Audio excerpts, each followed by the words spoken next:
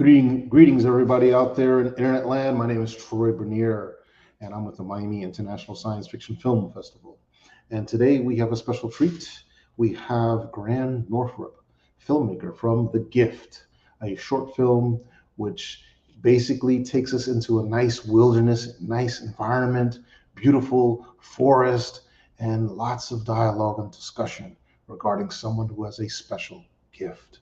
This is one not to miss. Make sure you come on board the virtual film festival this week, between now and the end of next week, and you'll get that opportunity to view the film.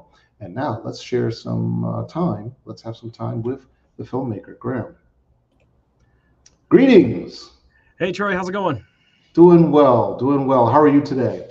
I'm fine, thank you. Enjoying my Saturday with my daughters here. And Good. Can you tell me what part of the world are you reaching out to us from? Yeah, I'm where's Northrup Studios? Yeah, I'm in Western Colorado, up near Aspen, if anyone knows where that is. And beautiful part of the country, you know, really high mountains and good skiing and all that stuff. Northrup Studios is started about 20 years ago as my photography studio. But that as I transitioned into filmmaking, it just stuck. And make films under that moniker. And that's awesome. Yeah, you can see from the backdrop of the film how beautiful your set was. It's truly beautiful, and I applaud you for using it, because so many filmmakers that are out here today, they don't use what they have. They're always trying to go somewhere else. Use what you have. You'd be surprised. So many of us don't know what that's like. In sci-fi, the emergence of like virtual backgrounds and Unreal Engine and all that stuff is opening up a lot of stuff. But man, I've got so much stuff in my backyard that just looks better than anything that you could come up with in a virtual set. It's like, might as well use that. That's right. You'll be surprised how far practical effects will go. So tell us a little bit more. What inspired you to produce the film? So it was a combination of things. Number one, my previous short film was like a dramedy, like a domestic comedy, and I have a screenplay that's kind of in the pipeline, a feature film screenplay that's in the pipeline, and it's a supernatural thriller. And I kind of wanted to bridge the gap between comedy and supernatural thriller, and do another short that kind of displayed what I could do with with genre film, so to speak. And so I wanted to make a sci-fi, and sci-fi is really my favorite genre in terms of novels and movies and that sort of thing. So I really wanted to make a sci-fi short. And I also had, over a year between when I finished my last short film and when my feature film is slated to go into production. So that was too much time to sit on my thumbs. So I needed to get something done. So I thought about this idea, and then banged out a script in a few weeks, and then raised money for it and shot it, and got it out into film festivals in a matter of about 4 months total. Wow, that's awesome. So having some experience in filmmaking, this was your first film? No, it's actually my fourth short film since kind of diving into filmmaking full time. I've done other stuff, throughout my last 20 years. I've worked in theater primarily for the last 25 years. Okay. But I've done, this is my fourth major short film, and then, I'm hopping into features next. So. Okay, yeah. Looking at some of the content here, some of the pictures of the cinematography, it's done really well, shot well, framed very nicely. The acting was great, good storyline. Look at that backdrop, man. That's just wow. Yeah. It's shout out to Nigel Robbins, my cinematographer from Detroit. We found some really nice locations, and shot on the Alexa 35, which gave us real good dynamic range and all that stuff. So, and of course our actors did a great job as well. So they delivered, yeah. And so this is Western Colorado near Aspen. Yeah, this particular location is about 40 miles down the road from Aspen, near Glenwood Springs. And we're just up in some national park area. We just had to get a permit to get up there, but it worked. This is in someone's backyard whose house backs up to a mountain. Just asked to use their backyard and go up the hill a little ways, and it was this beautiful rocky landscape there. Wow. So tell us a little bit about the permit. You had to get permission. Why was that? So we were on national parks land, and it was also hunting season, and so they were very particular about where we could go, and they actually made us wear orange vests so that the hunters could easily recognize us if they saw us. And so telling the cast and crew, watch out for bullets, that was fun. But no, we wore these orange vests, and we shot very close to the roads. So we weren't in any danger, but yeah, the Forest Service was particular about where we could actually go, and we just had to pay a nominal fee to use the yeah. Wow, that's something. Yeah, there's a scene here. Oh man. Yeah, that's we just found a guy who runs a trailer and RV sales and repair service, and had this barbed wire fence around it and other industrial type buildings. And so we just we dressed it up a little bit, and it became kind of our little, military compound. Right. Giving us, not giving away too much, we don't give away too much of the film, but can you explain what's going on in this scene? Yeah.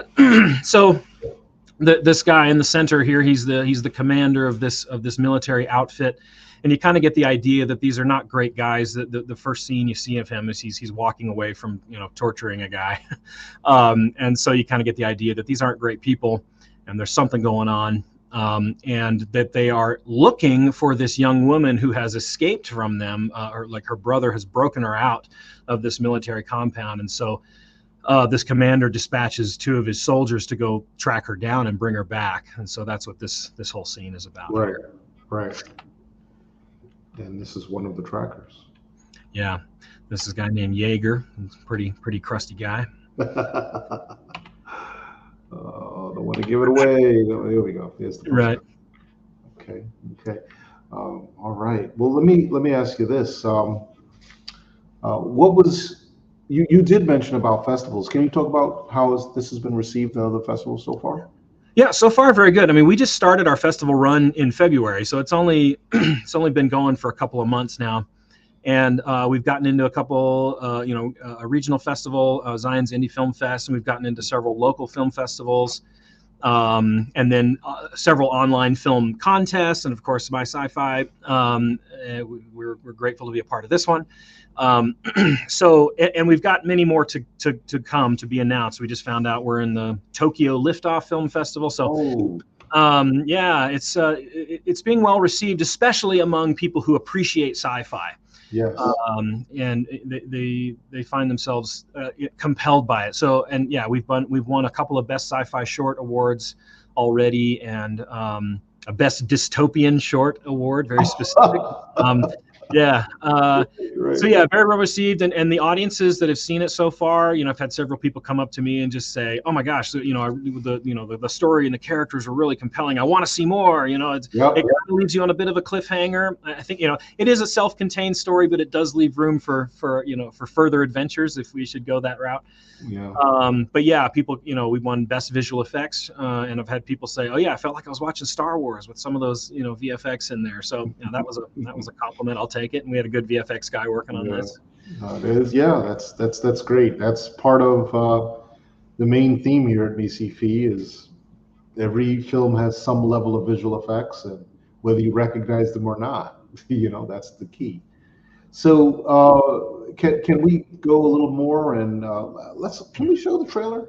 Sure, let's do it. All right, let's bring that on.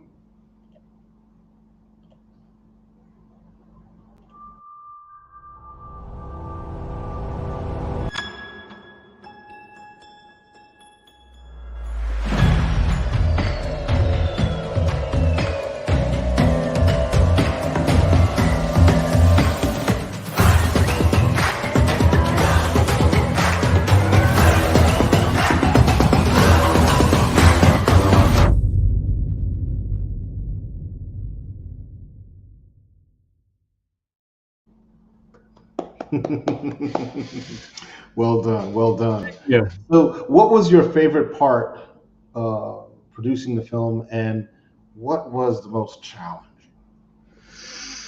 Oh, favorite part, just working with people. I mean, we had a great team. I had the young lady who plays one of the main characters. She was a student of mine, a theater student, and she, I knew her talent, and I thought when I started writing this, I kind of wrote it with her in mind. So getting to work with her and I see her in that role and see that come to fruition, that was really exciting. And the young man I've worked with before on one of my previous films, and we've done other work together. And great to work with him again. He does a great job. And then we brought in other people who I didn't know before, but we auditioned and brought them in from the Jaeger character comes from Atlanta. We had the commander comes from Denver. The lieutenant comes from Salt Lake.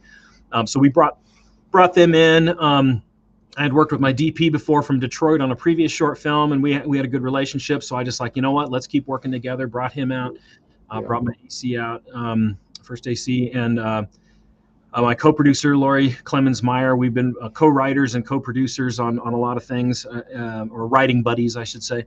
So it was great to work with this team. They were awesome, along with a lot of other people who worked with us on that. Challenging. As far as the challenges, yeah. Yeah. So the challenges were, number one, locations. Just trying to find locations that were ideal, because there's lots of pretty stuff out there, but sometimes it's too close to the highway and it's too much noise, or it's too remote and you can't access it. So it's so trying to find those ideal locations, and that was a challenge. And then once we got there on our first day of shooting, one of those first days, the young man and young woman going through the woods, and we had rain, snow, and sunshine all on the same day. Typical Colorado weather. Continuity was a little challenging, but and also just we were freezing, hiking up half a mountain, trying to get these shots and stuff. So that was a challenge, but it was that's what makes it memorable. It was cold. It was cold up there. It was cold. Oh my goodness! Wow. Oh man, how large was the production crew? Not huge. It was all natural light. So our gaffer was just basically setting up bounces and negative fills and stuff like that. And then we had a couple of PAs just helping, carry stuff around. Yeah, we had a DP and a first AC, a sound guy, co-producer. We had a makeup artist. Our costume designer got COVID or something and couldn't come out to the shoot. So our hair and makeup person took over the wardrobe supervision duties and filled in on those. But it was a pretty small crew. Yeah, man. So how about this? Can you share an unexpected or memorable moment that happened when you guys were shooting? That left a lasting impression on y'all. Yeah. Well, one thing that literally left a impression on me, I was walking through this field in the opening shot. You can see there's trees on one side, and then there's kind of a hill. I was walking down that hill, and I got caught up in some barbed wire that was hidden in the grass there, and it tripped me up, and it dug into my calf, and I still have the scars 5 months later. Why does someone have barbed wire out in the middle of well, it was previously a logging operation. They had clear cut the trees, as part of it. Anyway, it was just challenging to work on it, but the thing that left a lasting impression on me is just the relationships I built with some of the actors and crew, and good. I'd love to work with them all again, and I hope I get to soon. So good. Now that's great. Those are one of the nice things, and if you get fortunate enough, you get to make another film with them. That's quite nice. Good experience.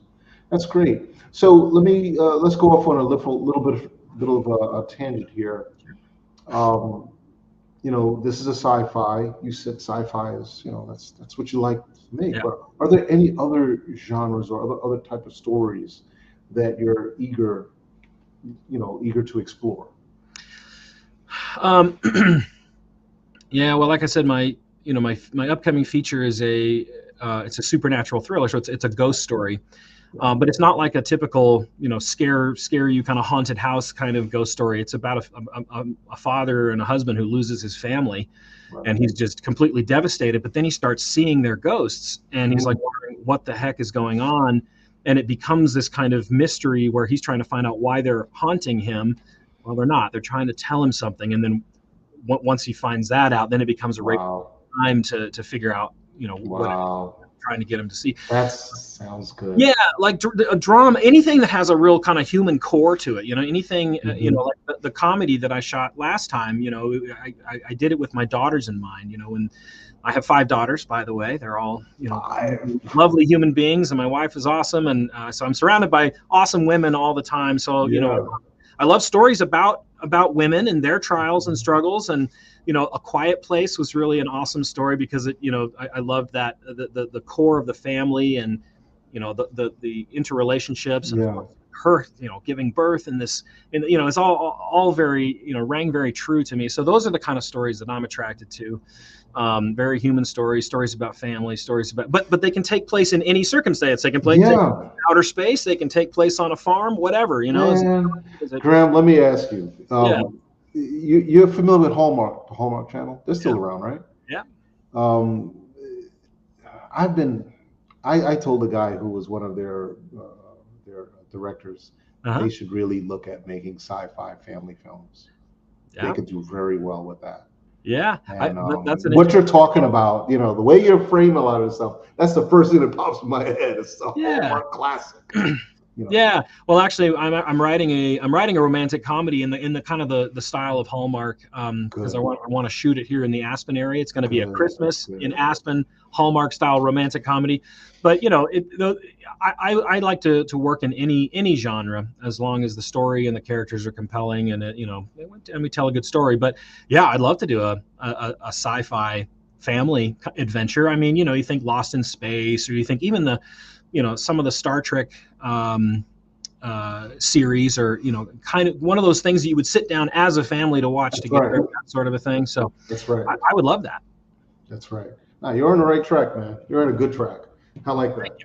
Couple more questions here. Sure. How do you view the evolution of film and storytelling with the advent of new technologies and platforms? How do you think this is going to shape out for actors and filmmakers?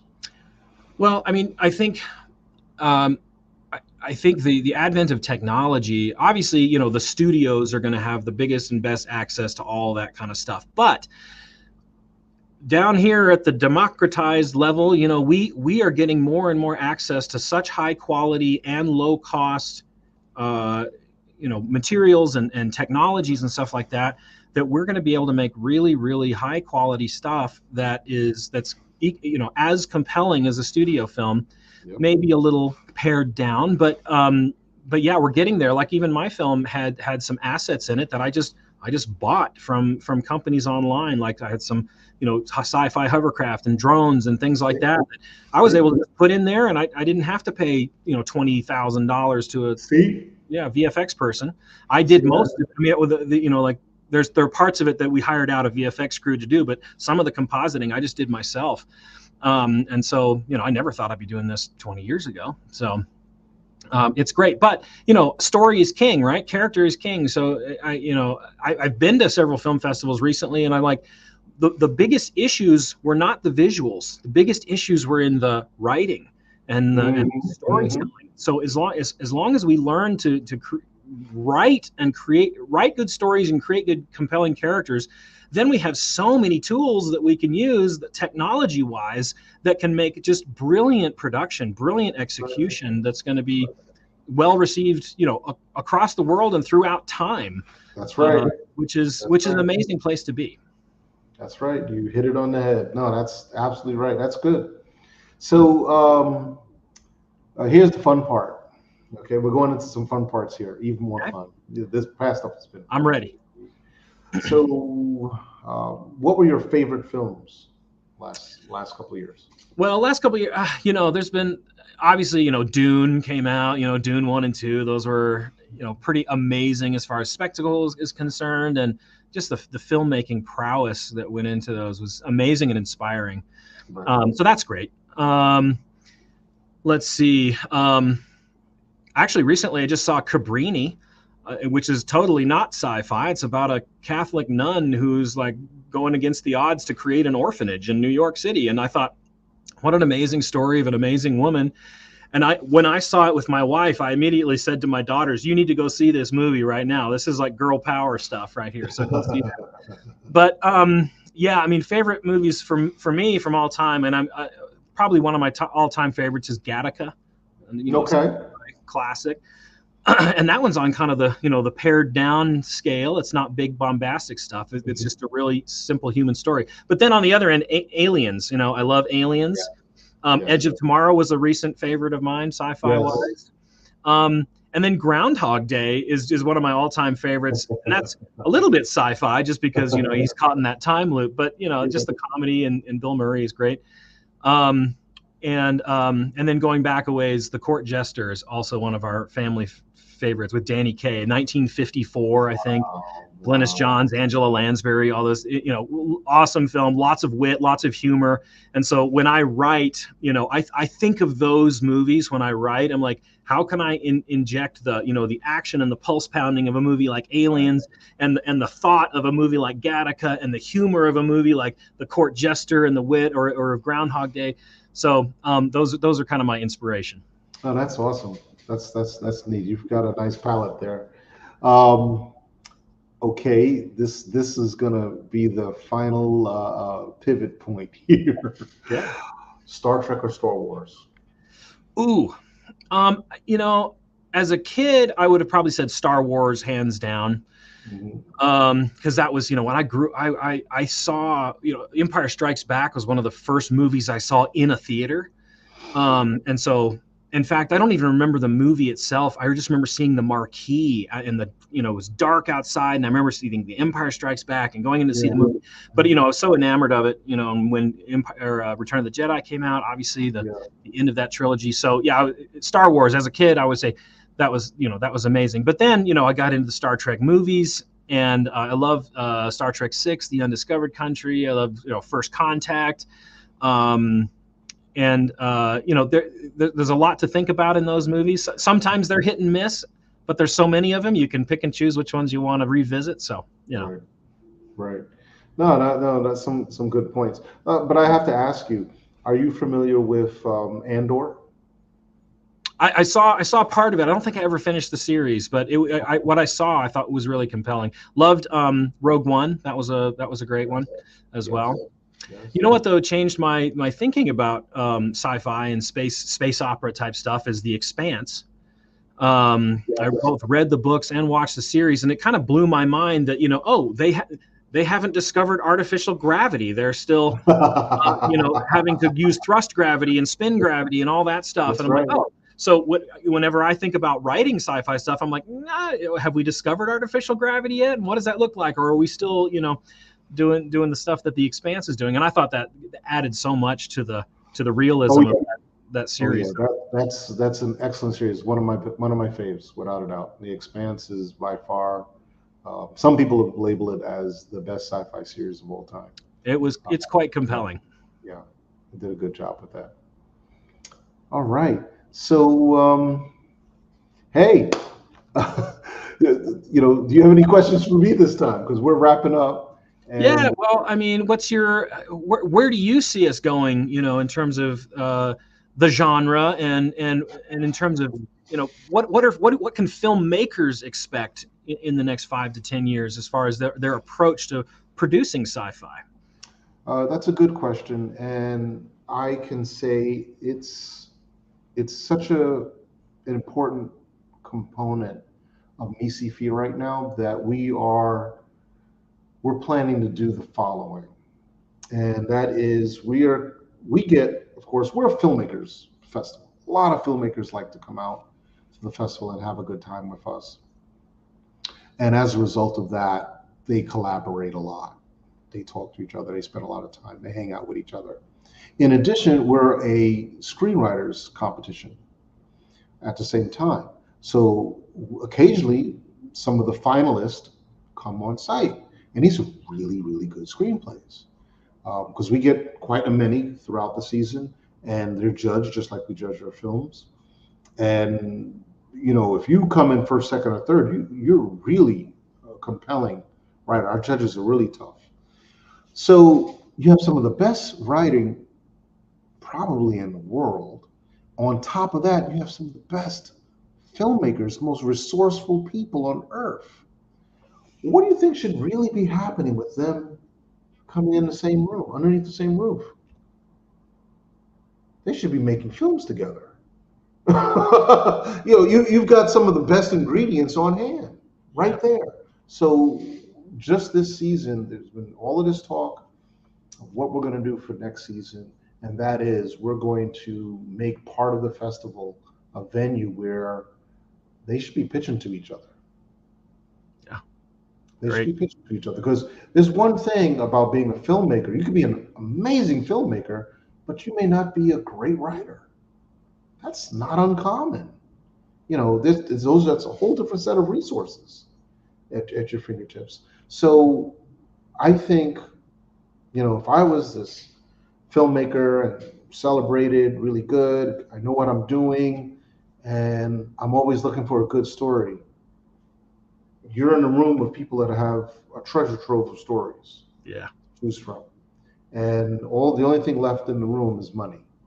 Right. And I can't imagine money not wanting to show up for that. Yeah. See where I'm going with this? Yeah. Yeah. So yeah, we're going to be doing that. We're going to be doing that for Great. next season. That sounds good. But as far as where I see things going on the scope of independent film, I see this continual increasing level of competition against big budgets and A-listers. And the reason why is when it comes to science fiction, it's great to have people that you're familiar with, but when we talk about A-listers and so forth like that, films with a lot of well-known people, but it's also at the point where if you have great content, great delivery of that content through your actors, through your cast, um, a good blend of practical and visual effects, costuming where necessary. You have something, in my opinion, which stands up. So anyone who's a fan of science fiction, they're gonna like every film we've got. You're a fan. People who come to the festival, they'll sit there for the whole time if they can get away with it. They'll sit and just watch everything. That's what most of the filmmakers do. Just come to sit, watch all Yeah. the films. And I see, I've seen these 10 years, 11 years, an increasing level of competency, high quality, high level production on a fraction of the budgets. And only maybe 5% of the films have people that you'll say, oh, I know who that person is. Right. That person's, they don't have to be an A-lister, but you've seen them in films or in TV shows, things like that. Because that's what a lot of filmmakers do. That's also a great way to capitalize on your film. You put one or two well-known cast members in there, and that will add value because people are going to watch that film. Absolutely. Right. So when you're competing, for all of these streams and all this other stuff, yeah, it does matter. It does help, but you still have to have a good story. Yeah. You have to have a good story. That's And the baseline, right? That's right. That's the number one piece. Number one piece is having a good story. So I see this really becoming a dominant issue. I actually have a lecture on where these things are happening great at the highest gains. We have a panel called it's called the Enlightenment. The Enlightenment, how the growth of sci-fi films are now on the Silk Roads. So all in areas, part of the world that did not have that are not known for making science fiction. Now they're making science fiction. Yeah. I mean, like Three Body Problem, that's from China, and it was like originally, it's like, that's cool. Right. I just read the first book and like, man, Chinese science fiction, that's awesome. Let's have more of that, or whatever. Not only is there more, but we've been receiving Chinese science fiction since day two. Mm-hmm. And this season, they're our second largest submitter of science fiction content. Cool. Against the United States. I give a talk about this as part of the festival. So people get on our Roku channel because that's where you can see all the content. Not everything, because we have people that, they don't, for whatever the reason, they can't have their film shown on Sure. the local channel.